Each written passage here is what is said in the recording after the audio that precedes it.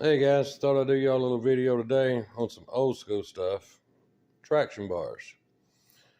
I bet all the Gen X people remember the traction bars, especially the guys. Some of you girls might, but I guarantee you the Gen X guys remember the traction bars. How many of you guys had a Camaro, Trans Am, Firebird, Nova, Mustang, Charger, anything like that had these traction bars? These right here was actually yellow. I'd found them up under a car here a while back, and we took those off.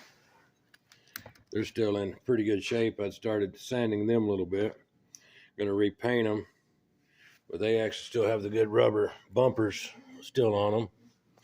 And then not long ago, we took a rear end out of a C28 Camaro, 1979 model, and it had that set under it, which that set had actually been a chrome set.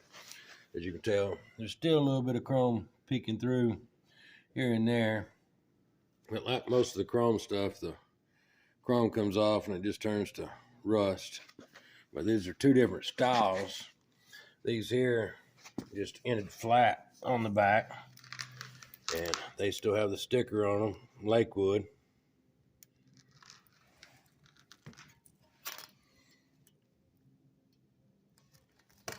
These here were curved on the back where they ended, and the tube stuck through the bracket itself. The ones I remember having, I think were made like these right here.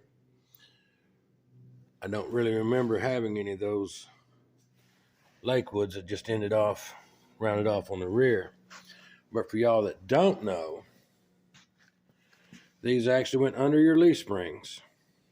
And when your car was spinning or would try to wheel hop from when you're spinning, these was supposed to help take the wheel hop out of there and give you better traction. Your leaf springs would actually bow, and when it bowed, this right here bowed under onto the leaf spring. There was U-boats went over the leaf spring and back through here and back here, up over the leaf spring, back through the hole with nuts on the bottom. Well, as your car would start to spin, it would actually, your springs would bow and it would kick these up.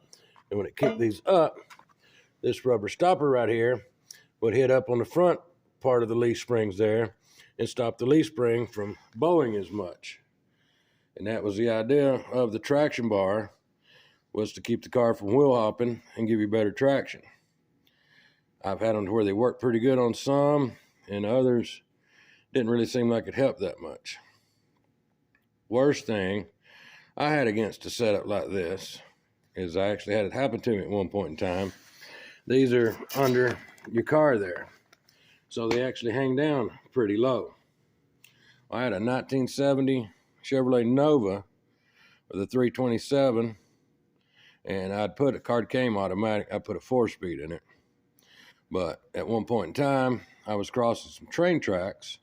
Train tracks was pretty tall, and as the train track stuck up here and I crossed it with the car, where they hit right on both sides, hit both traction bars.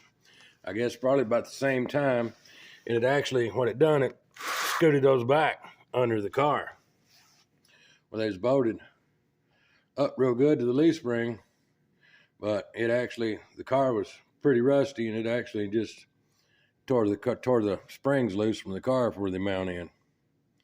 But that was the worst thing about having those under there, is if you actually hit something with them, something was gonna bend, break, or just give up. But just thought I'd do that video on these traction bars for you old school guys that remember those, and I'm sure there's a lot of you guys that remember those and had them under your car. But I'll come back, do another video soon. Y'all have a great day.